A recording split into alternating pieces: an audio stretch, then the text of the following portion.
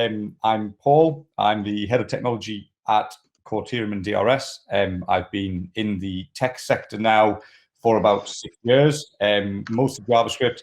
At the minute, I am running the teams of Corterum to make sure that we are building and processing applications based in legal compliance. Yeah, the right slides there, Paul. Yes, that's right. Right side. Yeah, super duper. So hello, my name is Clair Hillier. I work at Waterstons. Just to confirm, we are an IT consultancy, definitely not in the business of selling any books. We are an IT consultancy based in Durham. We have over 200 consultants who are spread across our Durham, Glasgow, London and Australian offices. We set up over 27 years ago, and we have a range of IT services from software creation through to an on-site IT presence for clients. So I am the software delivery and consultancy lead. Predominantly, I work in the bespoke team, and predominantly my role looks at how we deliver a quality project and the other consultancy services that we have within our software team, such as architecting solutions, training up teams, giving software delivery teams advice on how to get through. We have a big range of solutions that we run, which run through from small one-off pieces to producing large systems for 24-hour businesses. So we thought that we would start chatting through what our culture was before COVID so that we could talk through that. So us at Waterstons, we have a really good culture, and we've been ahead of the game for a long time. A lot of the things that are seen as kind of standard as nice things nowadays, we've been doing for a long time. So we've had unlimited holidays, and we've had and that sort of culture's been in place since the company set up. We have flexible working, which is definitely not to be confused with flexi time. We're not measured on hours as much as being measured on the results that you have. So the team are massively self-managing, and that's something that we run through from our grads all the way up to our exec consultants. We always have had an open policy about working from home, no problem at all. It's something that the team tended to do on a bit of an exception basis. And team-wise, we had a few practices to gel us together as a team. So things like a weekly coffee get-together where we didn't really chat about work, but it was more of a get-together. And then we had a monthly department meeting where we got together, had a look at progress and initiatives and how we were doing as a team. Equipment and system wise, one of the things that we do as a consultancy is set up all of those things like Teams, like Skype, like all the collaboration platforms. So we're super lucky that we had all the equipment that we would ever need for the situation that we found ourselves in. Paul? Yeah, cheers, Claire. So we are still, Corterum is still very much in its sort of startup size for software. The culture at that point was still very embryonic. We had, at the time, the very beginning, there were only actually 2 of us on the team, which makes it a lot easier to be flexible, but it was also kind of, we were feeling our way into it and how we wanted to be. It was lovely being that size. It meant that each person could have a real impact into how that culture was going to drive. But at the same time, there were preconceptions, I suppose, that we needed to adhere to, which I think which were ingrained into both of us from previous work positions.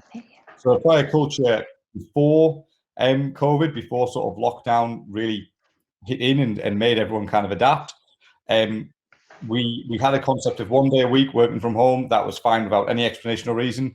But other than that, really, you needed to have a bit of okay, I'm going to work from home again this week, just because, and whatever that was, a dentist appointment or going to the vet or something along those lines. Otherwise, you were expected to be in the office with core hours of 10 till 4. We tried to be flexible and tried to schedule meetings around sort of 10 a.m. and 4 p.m. being like the bookends of the meeting times. So you could be in late or you could start, and you could be in till late and you could start late, or you could be in early and then leave early. The tricky part of it was that obviously that, like anyone who works in the tech sector knows, 6 hours, it just is not enough time in the day to actually fit all of your meetings in sometimes. So that did sometimes bleed over, but we were trying our best to keep it like that. But we were still very much in you should be in the office unless you're working from home for this kind of one day that you're working. And that was obviously pre-pandemic. Super. The move for us, we did close down pretty much before official lockdown. We could see it coming. The office was getting more sparse and there weren't that many people in. So for us, really, it was just a bit of a formality, just as Boris was about to announce that for us.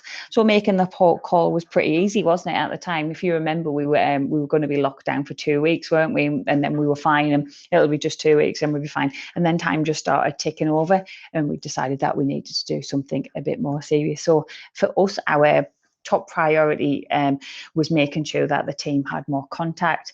We had some team members who were single, ready to mingle possibly, and they will be spending a lot of time alone. So we had some people who lived in city centre flats that were in the middle of a city centre. So going out for a walk wasn't necessarily something that was as pleasurable because they weren't necessarily able to socially distance really easy.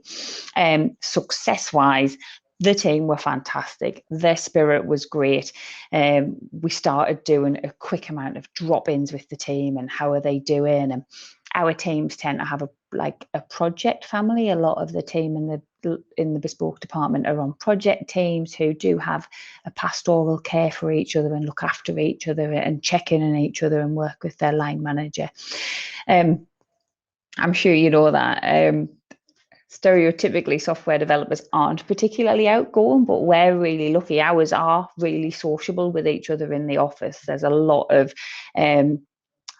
chatter, lots of sharing. If anybody's stuck on a bit of a problem, they're definitely there to help each other. They all work together. So for us, it was super important to try and bridge that gap of that social bit they were missing. So we had to create an informal kind of communication network for them. So we had more coffee meetings again, but we did those online. Water cooler meetings, so the directors would have sessions where people could drop in. We also did a weekly quiz at the end of the week. B is definitely optional, so that was a really nice way to wrap up the week. And we were very, very lucky. The company did whatever they could. They made sure that there was a lot of understanding and a lot of checking in with people. We had some lovely gifts in the post, like a hotel chocolate advent calendar came in the post, which is so lovely. Some notes that was handwritten from the chief exec. So that was really nice. And the people and culture team really did some regular check-ins with the team, just making sure that they could work out how everybody was doing individually and who needed a bit more help. And we have the employee assistance program, which is a really good support network for people who might need anything. And we've got some booper cover as well as part of work. And client-wise, for us, it was a massive difference to move from a lot of face-to-face interaction to everything being online. And for us, that's a bit of a challenge. We all know it is harder to learn to read the room when you're handing over new software or trying to give some training. So that was definitely quite a change for us. Paul? Yeah, we were similar in that we were fairly quickly on the button, and I don't think that's just for Corterum. I think that was the tech sector in general had a lot of forward thinking. It's working in this industry is very easy to adapt and work from home. A lot of people do it, particularly consultancies seem to have a head start. I know that when I was at ScotLogic a few years ago now, it was very easy because you were going into the office to dial into a virtual computer anyway, right? So you would just go, well, I'm not going to go into the office to dial in, I'm going to dial in from home. We went into working from home mode, I think it was about 6 weeks before Johnson announced the full sort of, okay, don't go into the office unless you absolutely have to. And it was interesting. It was a tricky way of sort of navigating something that we hadn't really done before. But everyone was keen, everyone fancied doing it and wanting having a proper go with it. We feel like we were quite successful with it. We actually managed to grow our team even with lockdown. So we've actually managed to create and craft and use an entirely new onboarding process for starters, all obviously via Zoom, Skype, etc., which made it was hard to keep it personal. It was hard to stop it from becoming a bit of an impersonal, you're talking to a robot, but so far, most of the new starters haven't left, which is a really nice sort of position to be in. So the team's grown with lockdown. I don't know about everybody else in the tech sector with it, but I feel like the biggest challenge that we've been having with this new way of working from home, has been this risk of overworking, of having staff working themselves too much and having the office directly next to, your bed, your kitchen table, whatever, booting the laptop up and going, oh, I'll just quickly get this 5-minute task done. Before you know it, it's 2 hours later. You've actually worked 7 p.m. to 9 p.m. and you are really sort of going, okay, I've just done an extra 2 hours work and I'm not going to bother putting it in for time. I'm not going to take time off in lieu. And that is a real risk of burnout. Our guys, I have more than once had to talk to a couple of the junior devs. They are listening in, so I'm not going to badmouth them too much. But I've had to tell them a couple of times that they have to stop work and go away, do something different. And that is a real challenge, because obviously if you are in the office, you work in the office and then you go home and you're no longer there.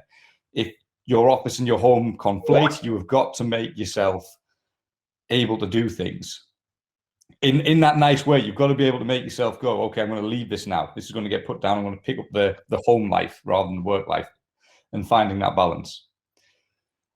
Richard, I've just spotted your question. Thank you very much for it. Anyone else wants to put stuff in, then please do pick stuff in there. The thing that we found has worked the best for me, or the thing that I have found the best, has been as much contact as humanly possible.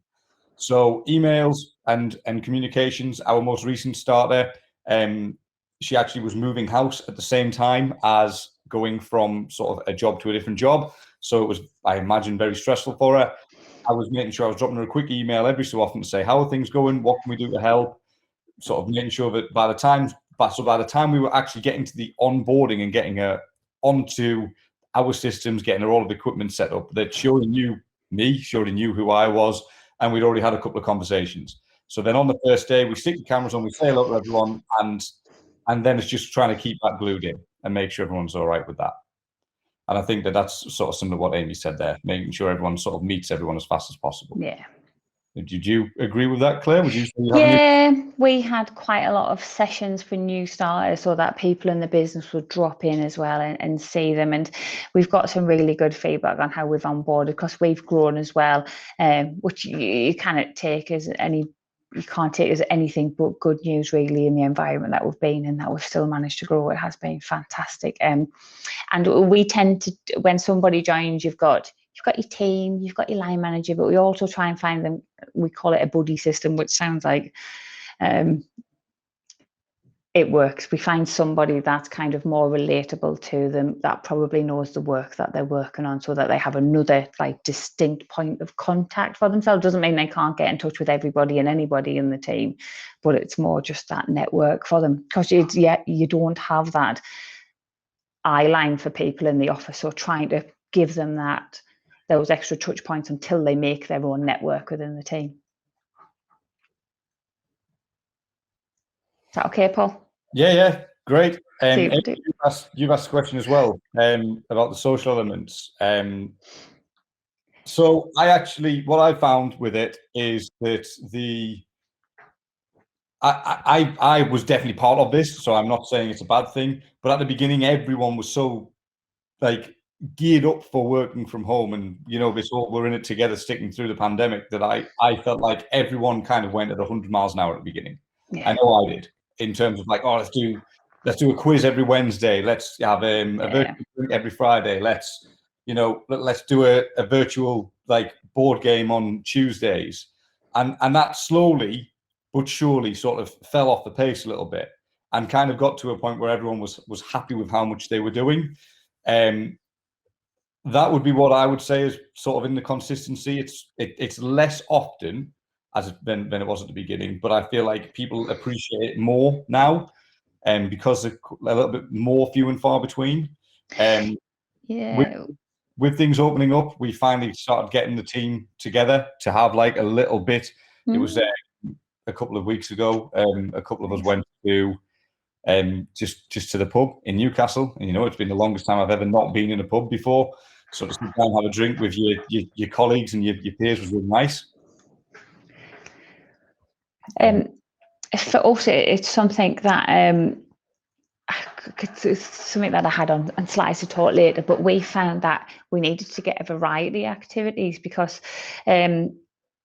not everything's going to work for everybody. So we try to have a big mix of things for people to do. So whether it was gaming sessions, online gaming sessions, whether it was the quiz at the end of the week, whether it was just an informal chat, whether it was the company organised online cocktail making, the company organised game and pizza, and we had a big mix of quite tech games with some quite traditional games.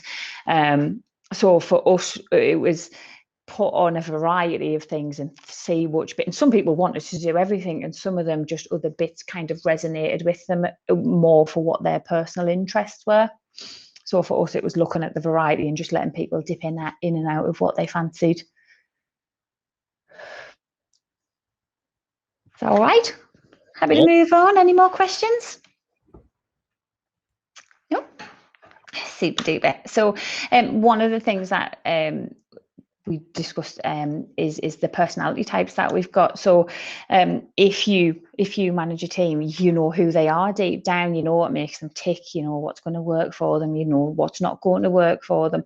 And if you can spot that change in demeanor, you know, that's what you should always be looking for, that you know them well enough that you know when they're not quite themselves.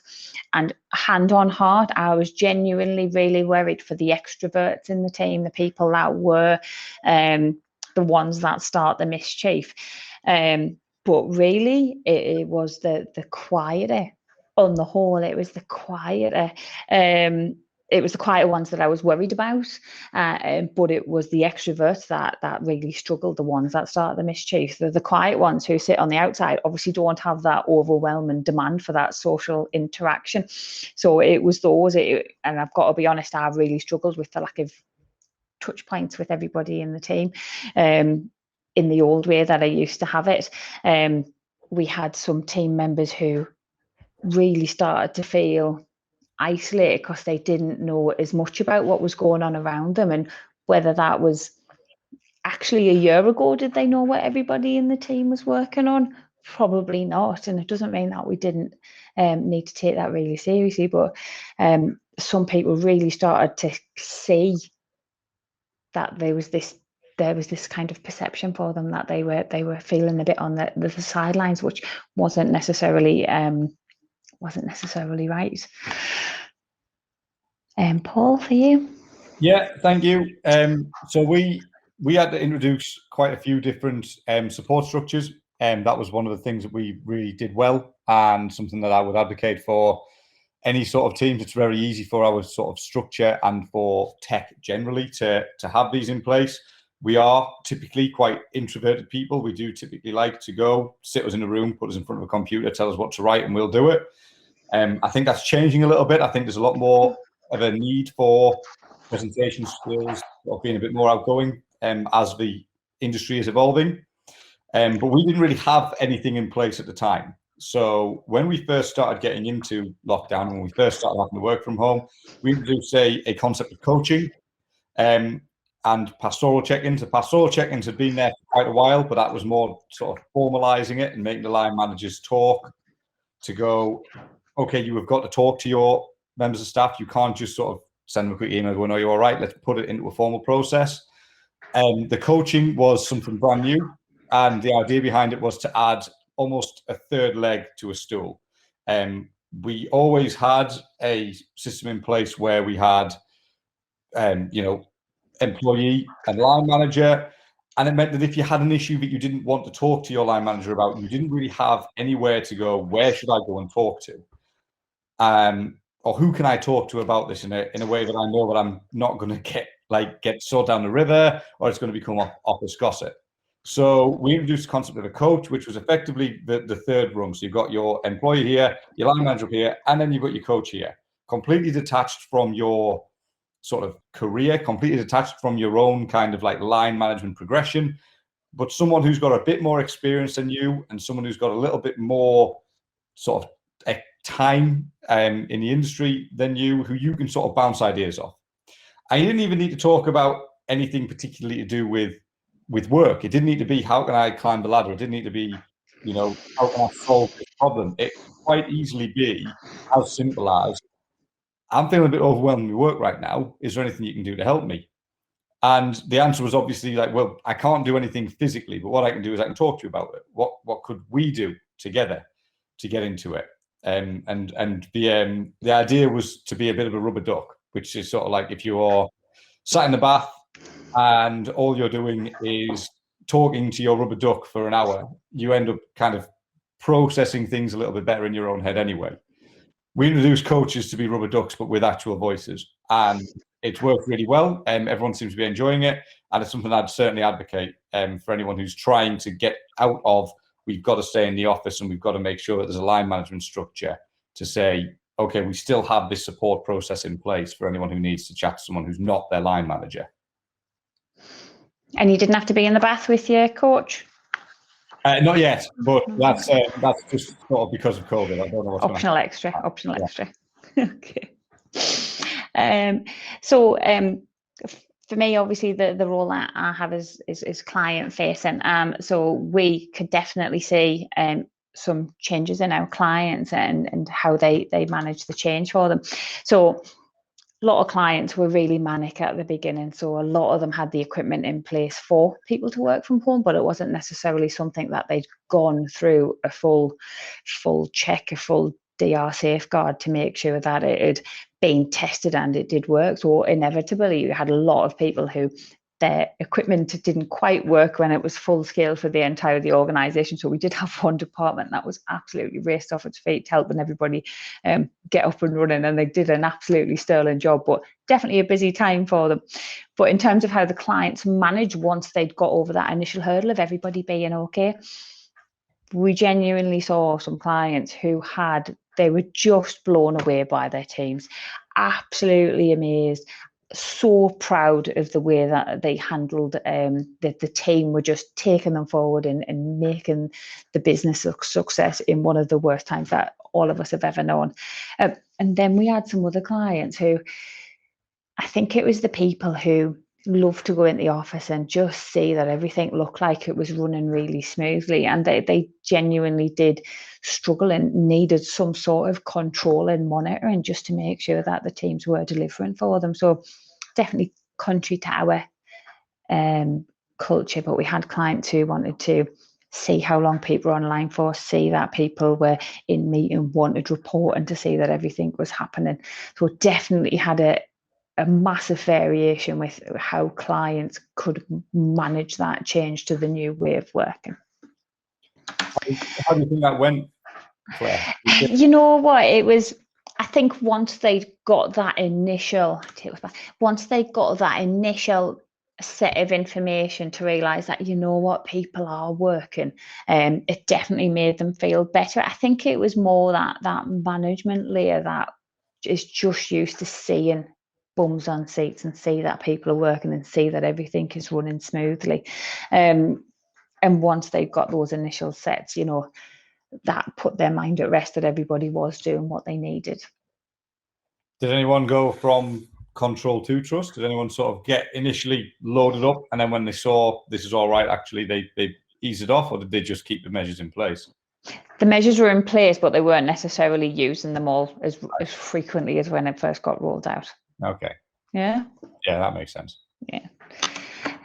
So the changes that we had. So one of the things I said before was the people in culture team were fantastic, and they absolutely started thinking outside the box on what we're going to be doing. Like I said, we are very much a pizza and beer type, predominantly a pizza and beer type team. We can be influenced by either or. And the people would organise events, and it tended to be around that sort of thing. Obviously, we've had the odd person that organised go-kart and stuff, but it would predominantly be that we would be going out.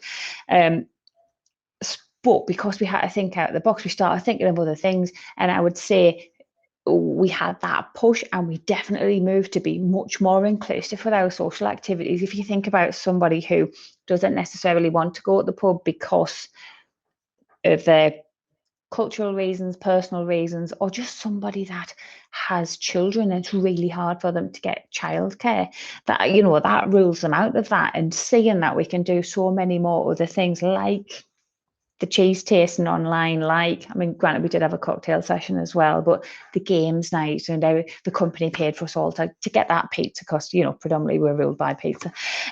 So the company did that, and it's made us more rounded as a company with the social activities that we had. We have better etiquette in remote meetings, which is predominantly going to move us on to better etiquette in hybrid meetings. So we would have had a bit of a culture in the past where we would have had a big room of people and then a couple of people joining from a remote office. And we knew that the experience wasn't the best for the people that are remote, but seeing how that change can be when everybody works remote and a different set of etiquette is followed means that we will be looking to move us to, if everybody's not in the meeting room, just join individually, and the etiquette of the meeting changes.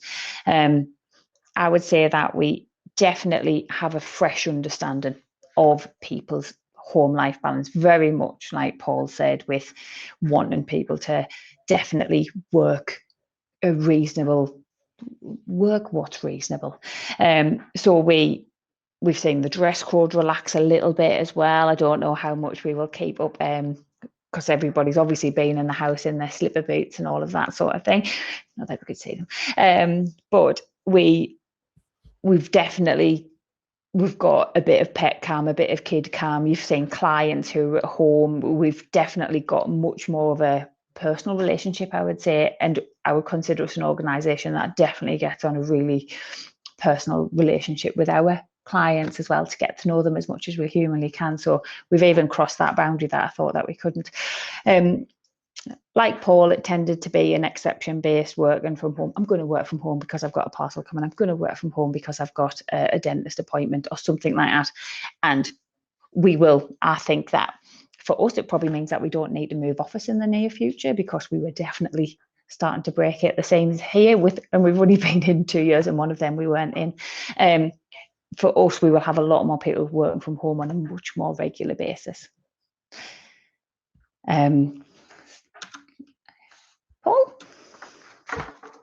Yeah, so the changes we introduced, we have very much done exactly what Claire said there, and her last point is my kind of first one. We've like now got considered working from home to be the norm. So if you aren't in the office, it's not going to be a case of, you know, where's Paul? Why is he not here? It's going to be a case of, oh, he must be working from home. We'll chat to him when he gets into the first meeting of the day.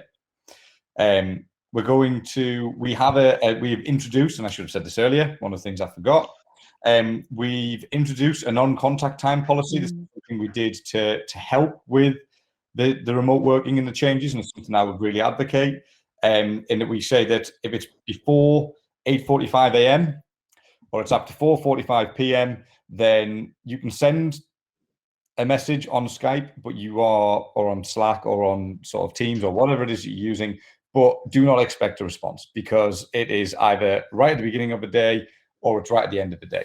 So if you send something like that, you might get a response, but don't expect one. And we kind of say the best practice is to not send one at all. And if you need to do something like that, send an email.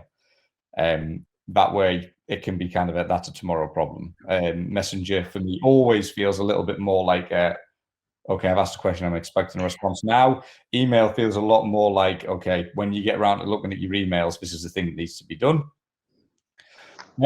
Because we're still quite small and still quite new, we've not really had to deal with hybrid or remote meetings. So we're moving into that, and we're looking at that, and we're going to make sure that every meeting has dialing capacity. We've moved to a new office recently, so we're going to make it so that previously we might have said, okay, we're going to have meetings on Monday this week, so we'll need everyone in. Instead, we're going to be looking to go, okay, our meeting is at 10 a.m. Can you make sure that you've got dial-in, and we'll make sure that every room that we actually host the meetings in have got dial-in capacity to work to do it.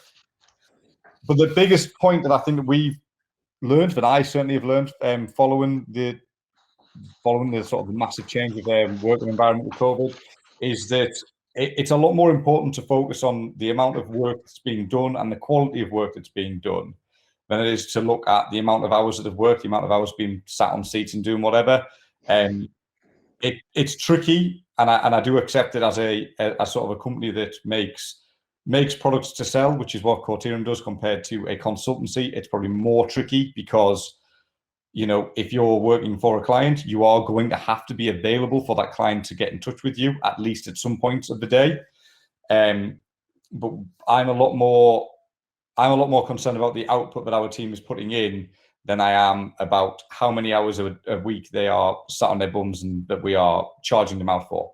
And that is in no way, shape, or form saying that your company does that, Claire. Because I definitely don't. I can see you pulling faces. I don't mean it like that. I suppose what I'm saying is that in the past, I know that I've worked for companies that have prioritized that and have been very inflexible in what they are willing to let people do.